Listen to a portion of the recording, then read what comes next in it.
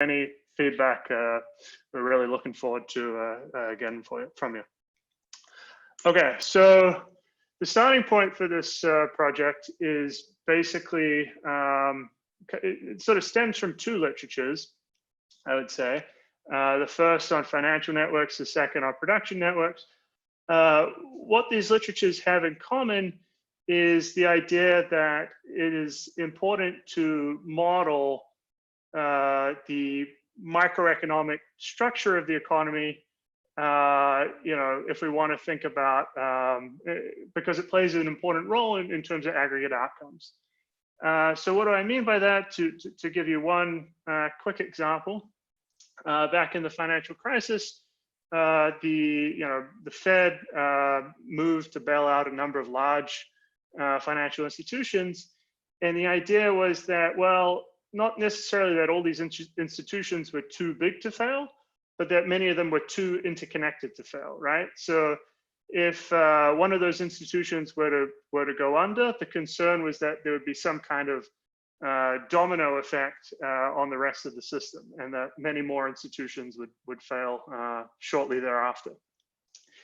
And at the time, although this sort of you state this kind of intuition, it's fairly obvious. It seems fairly obvious. If banks hold claims on one another, if one bank defaults, it sort of can't pay its claim, and that might cause another bank to default. Not much work had really been done examining what it meant for an institution to be too interconnected to fail, and likewise, what sort of types of financial systems might generate lots of systemic risk. So following on from there, following on from basically 2008 crisis, this whole literature on financial networks and examining systemic risk sprung up.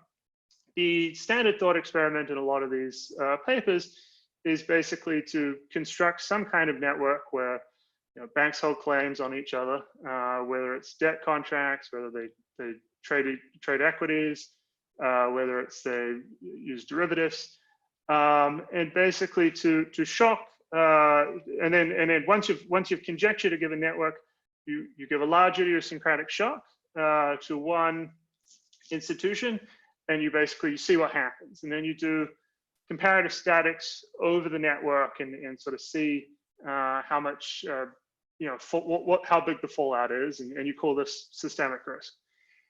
Now, what that literature does, obviously, is it's seeking to answer a very specific type of question regarding systemic risk, and that's these ideas of too interconnected to fail.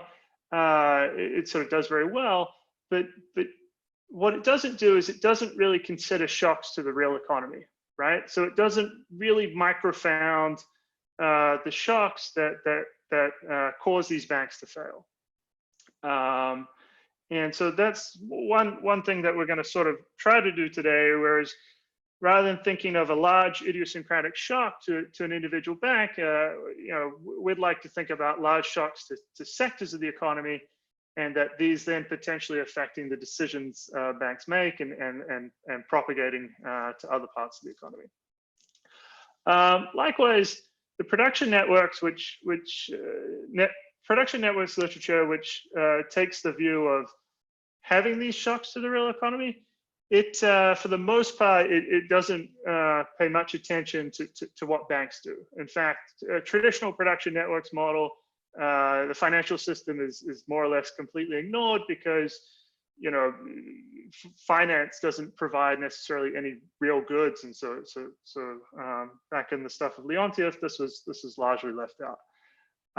And so we're gonna try to some extent, unify is probably a bit strong, but to sort of take facets from both of these literatures and answer some interesting questions. Okay, so what do we do? We're going to build a model in which we're going to have a bunch of mutually exclusive sectors that are going to be connected together only through banks' balance sheets. Okay, so obviously, manufacturing is an important input to a number of sectors in the real economy. We're going to abstract away from that to highlight our channel and assume that manufacturing is connected to the automobile industry only because there are banks that mutually lend to both.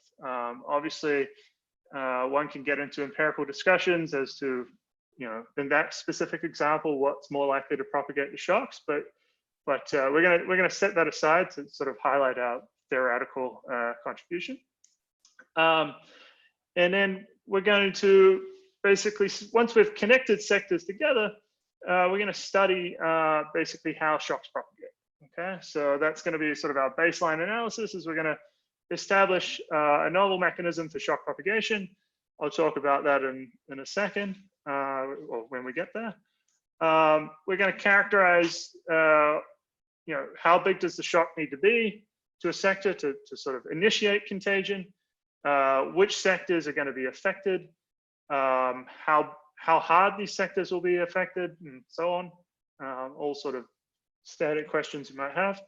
And then the last thing I think we're going to do, which is, in my opinion, and I think Dennis shares this as well, the most interesting aspect of the paper is we're going to consider different approaches to financial integration. So specifically, we're going to consider integrating the financial system by merging banks together to form global banks. We're going to consider integrating the financial system through markets, that is, introducing competitive interbank markets where banks can borrow and lend. And we're also going to integrate it by sort of allowing for a better distribution of banks across the real economy. And what we're going to find, or what we find, is basically integration leads to multiple equilibria. And among these equilibria, one is the most efficient equilibrium, so it sort of minimizes contagion. It's sort of best from a systemic risk perspective, if you will, whereas the other actually maximizes contagion among all possible systems. Okay, so that's pretty much what we do. I will skip over the literature in the interest of time. This is obviously a very incomplete list, but some of the more related papers, I guess. Okay, and let's get to the model. So the model is highly stylized, and despite being fairly abstract, it's not the simplest thing to solve once you introduce the shock. The baseline setup for the model is there are 3 dates, 0, 1, 2, N risk neutral banks, and M distinct islands. So again, as I've said before, you can think of an island or as being a sector or a geographical region, an industry perhaps. And each island is going to feature a number of banks operating on that island. So banks on islands, banks operate on islands. We're going to assume that basically each island is equally competitive. This is for convenience. You could extend our model if you're interested in calibrating it and allow that number to vary. It's not super important for a lot of our qualitative results. And also we're going to assume that each bank is located on 2 islands, right? So there in and on itself, you sort of see how islands are connected together, right? So if you have one island is, I don't know, the housing market in Florida, and another island is the housing market in Georgia, you have a bank that operates in Florida and Georgia. That bank is effectively going to connect Florida and Georgia together.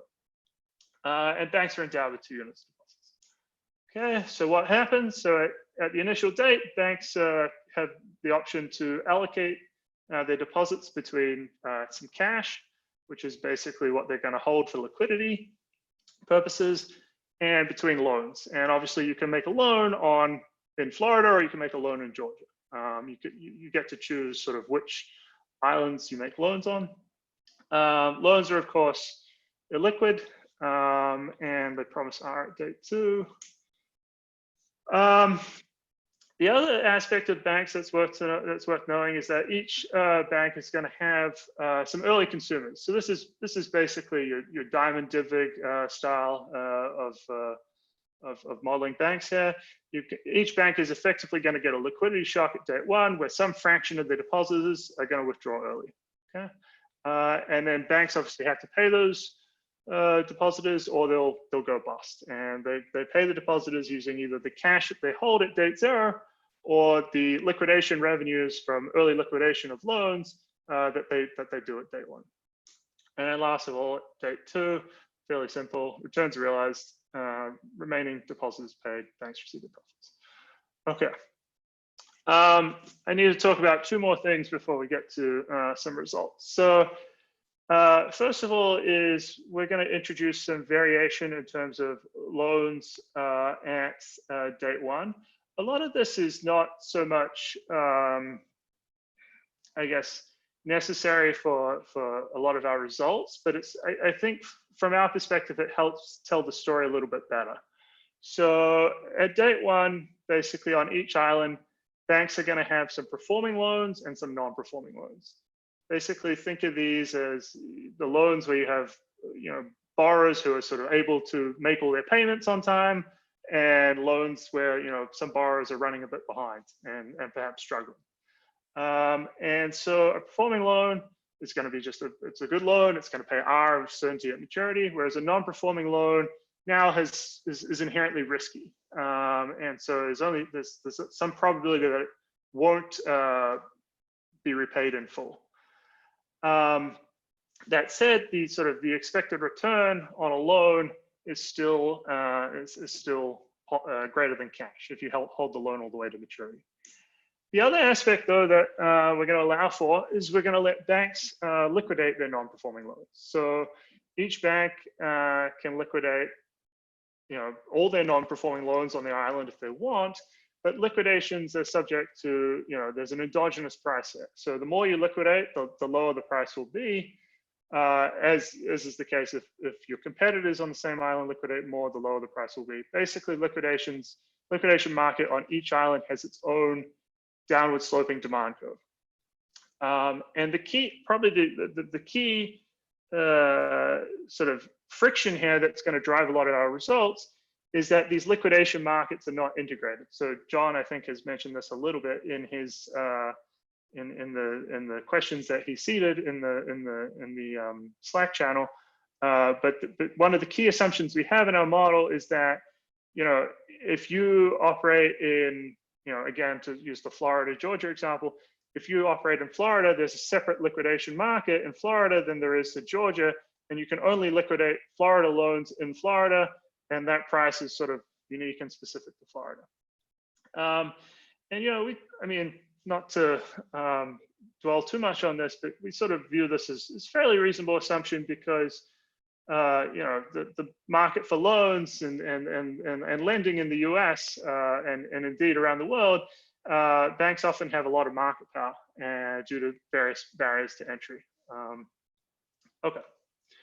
So here's just before I move on, here's a brief sort of depiction of what you might imagine a network would look like in our economy. So each of the circles here, you can think of as the islands. I've labeled them 1, 2, 3, 4, 5. Florida, Georgia, Alabama, North Carolina, Louisiana. And each of the lines on this graph are banks which connect islands together. So remember, each bank operates on 2 islands, so each bank connects 2 islands together. And so what we'll see very shortly is that sort of a shock that comes to island 1 can spread to island 2 and island 5 through banks 1 and 5, and then spread onwards to islands 3 and 4, through banks 2 and 4. All right, so, okay, with all that said, so here's the maximization problem of an individual bank, Bank J. This has, 5 pieces to it, I guess. The top line there, equation 1, so they're basically maximizing the linear combination of cash, the return on loans, and the excess profits they make from liquidations, subject to 4 constraints. The first constraint is the liquidity constraint. So they have to raise enough cash to satisfy their early consumers at the intermediate date. The second constraint is just a portfolio allocation constraint. You have $2 to allocate between cash and loans. The third constraint is a resource constraint. So you can't liquidate more non-performing loans than you have in your portfolio. And then the fourth sort of and final constraint is, your non-negativity constraints. In the interest of, focusing on, in the interest of basically ensuring that everything has a role to play in our model, but we also want to focus on the most interesting cases. We're basically going to assume that the non-negativity constraints and the resource constraints don't bind. right? So that banks will always hold some cash, some loans, and liquidate some non-performing loans in equilibrium. Okay, so here's our definition of equilibrium. It's fairly straightforward. It's a simple Nash equilibrium concept here. Banks take as given the decisions of everybody else in the economy and maximize and choose their cash, loans, and liquidations to maximize their profits, subject to the constraints. Okay, so our first proposition is basically that the initial equilibrium, the one that we're going to base a lot of our analysis off, is generically unique. To give you some brief intuition on that, let me quickly run through this. So the first thing to note is because cash, we've assumed that cash is non-zero, it means that the liquidity constraint has to bind in the economy, because the return on loans is strictly greater than the return on cash. So you only hold cash if the liquidity constraint binds. That tells you that the Lagrange multiplier on the liquidity constraint is just equal to the opportunity cost of holding cash. That then tells you that the opportunity cost of liquidation in the economy is the expected return of a non-performing loan held to maturity, scaled by this opportunity cost of cash. Then you can basically solve on each island a Cournot game that will give you, banks' equilibrium liquidations and equilibrium prices in the liquidation markets. This is just a fairly well-known solution. And then cash basically solves the liquidity constraint, and finally you allocate the rest of your portfolio to loans. Okay, so fairly straightforward. The nice feature of all this is that all islands ex ante, because we've got n banks per island, are identical, right? And that, at least from an ex ante perspective, also the topology of the financial network doesn't matter, right? So how their network is organized, whether it's the ring network structure that I showed you moments ago on the slide, or if it's a complete network structure, the initial equilibrium will be the same in both scenarios, so long as the number of banks is constant across islands. So this is nice in terms of when we move to the next stage and we start analyzing unexpected shocks. Okay, so that's what we're going to do now. So the next thing we do is we're going to perturb the model. We introduce a state where the probability of non-performing loan decreases to Q prime. So basically there's some island, we're calling it island 1, where now non-performing loans are strictly worse, okay? And this was unexpected. So, it was assigned 0 probability at date 0. And what this is going to do is it's going to incentivize banks on island 1 to increase liquidations, right? In any Cournot model, if the opportunity cost of output falls, in this case output being liquidations, the optimal response of banks is to increase output. Before we go there, though, we need to make 2 additional assumptions. These are more for convenience for today's talk. In the paper, we relax these. The first is that all islands are connected. Okay, so the economy is completely connected, either directly or indirectly.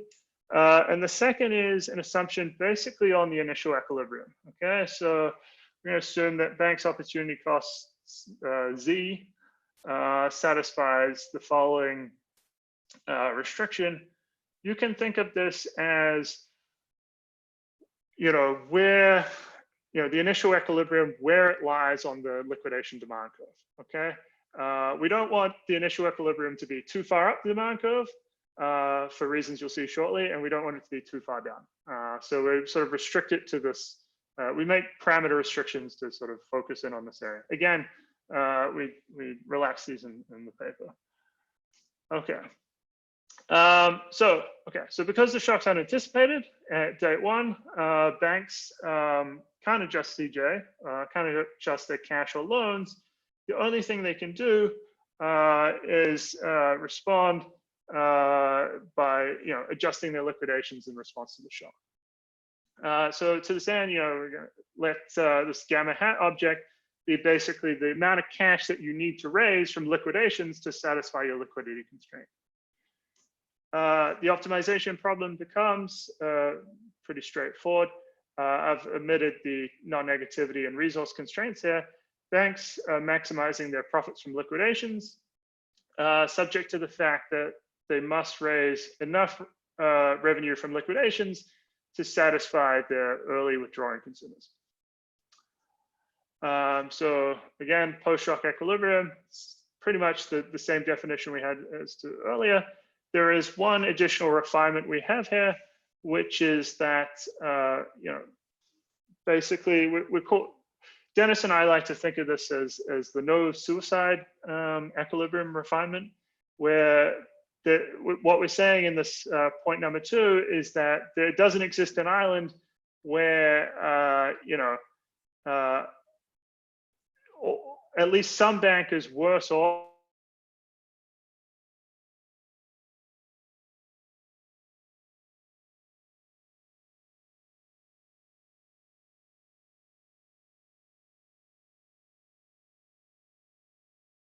price has fallen and everyone is far worse off, okay? Other than the shocked island. Oh, internet connection's unstable. I'm just gonna turn off my video. Sorry, I just turned off my video because it's telling me my internet connection's unstable. Okay, so that brings us to our main result. So the first result says that there's a unique threshold such that if the shock, so this is if basically, how much do non-performing loans fall in value by, if the shock exceeds this threshold, then contagion takes place. And if the network is connected, then the shock connects to every island in the economy, okay? So what's the intuition for this? So here's what happens following the shock. So as I've said before, after the shock occurs, marginal cost on island 1 of liquidation falls. The optimal response for banks is to increase their liquidations, which causes the price to fall. If the shock is big, basically the liquidity constraints are going to tighten. Why do they tighten? Ultimately, it's because the liquidation revenue on a given island is hump shaped. And so large shocks will push you from one side of that hump to the far side of the hump and potentially to a lower level of revenue. So given that you now have a revenue shortage on island 1, the banks operate on island 1 have a revenue shortage, they need to raise some funds from elsewhere. So they go out and they increase liquidations on the other islands they operate. Okay, but by increasing liquidations on the other islands they operate, this causes the prices on those islands to fall, and banks that were not located on island 1, which were not directly affected by the shock, their liquidity constraints must tighten, and therefore they have to increase their liquidations as well, and they will then continue to sort of transmit the shock to further parts of the economy. Okay. And then obviously if every island is connected, you can sort of show that, well, there's always some sequence of banks which will connect it, which will propagate the shock to every potential island. Okay. All right, so the next thing I want to do is to focus on the ring network, which in the paper we use as our baseline system for a lot of our results. The network has sort of 2 useful properties, I guess. One is that it's the least integrated network, that where every island is connected. You can sort of see this by noting that there are the fewest number of number of connections between islands possible while them all being connected. And then also, it's got a very simple notion of distance, right? Like the distance from island 1 to island 3 is just the 2 banks that link it together. And so we have a nice result along these lines, which says that basically the amount of contagion experienced on a given island is a decreasing function of the distance to island to the shocked island, right? So close islands to the shock experience a large increase in liquidations. distant islands experience a relatively small increase in liquidations. And this is like fairly intuitive in most network models. You sort of see this type of result. I'm running out of time, so let me briefly go through, quickly go through our results on integration. So we integrate the financial system using 3 different approaches. The first is to redistribute banks across islands. So here I've drawn a network where it's a complete network. So every island is directly connected to every other island. Obviously, I mean, I don't think it needs too much sort of theoretical proof really needed here to sort of argue that this is more integrated. The second approach we do is we basically merge a bunch of banks together. So rather than having an economy consisting of only banks that operate on 2 islands, we introduce these, what we call global banks, banks that operate on every island, and argue that again, that this increases integration. And then the third approach is we introduce a frictionless centralized interbank market. So here is basically a case where banks on distant islands could lend to banks on the shocked island at some endogenous interest rate. Crucially for this result, we need banks to be price takers in the interbank market.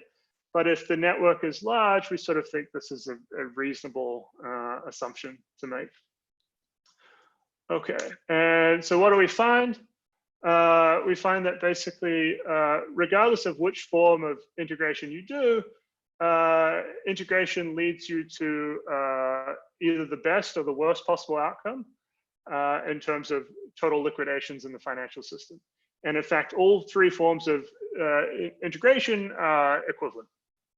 To give you the intuition for the efficiency side of this really quickly, it's probably most easily seen if you just consider the first approach. That was the reallocation of the banks to form the complete network. So what happens here is once I reallocate banks, if I just click back 2 points, you'll see in this complete network diagram, now basically every island is ostensibly the same as every other island, right? So island 2 and island 4 both have a connection to island 1, both have a connection to island 3, both have a connection to island 5, and they're also connected to each other, right? So what this tells you, it tells you that in equilibrium, prices, total liquidations, and total liquidation revenue has to be equalized across all these islands, right? There's sort of no notion of distance now. Like every island is equidistant from the shocked island. And so that is to say that the shock gets diversified. Now, what does this mean? Well, prior to the shock, each bank raised gamma hat over 2 in liquidation revenues on each island. But post-shock, because there's this sort of revenue shortage on island 1, it means that every other island must raise greater than gamma hat over 2 in terms of liquidation revenue. And with a hump-shaped revenue function, there's basically going to be 2 levels of liquidations that will exactly satisfy all the liquidity constraints. And from there, you just sort of apply Jensen's inequality to show that these are basically the most and least efficient equilibria. All right, so I've gone a little bit over time, but you know, hopefully everyone followed along. I think so. What our paper is about ultimately is that input-output linkages are not the only means through which sectors are connected. So banks, in particular, can connect sectors that you might think would not be related together via their balance sheets. One thing that we spend a little bit of time in the paper arguing is that these connections that banks create between sectors are potentially some hidden fault lines in the real economy that you might not pick up in, say, for example, a production networks model. And then last of all, you know, we argue that more integrated financial systems can dampen or amplify shock propagation. All right, thanks.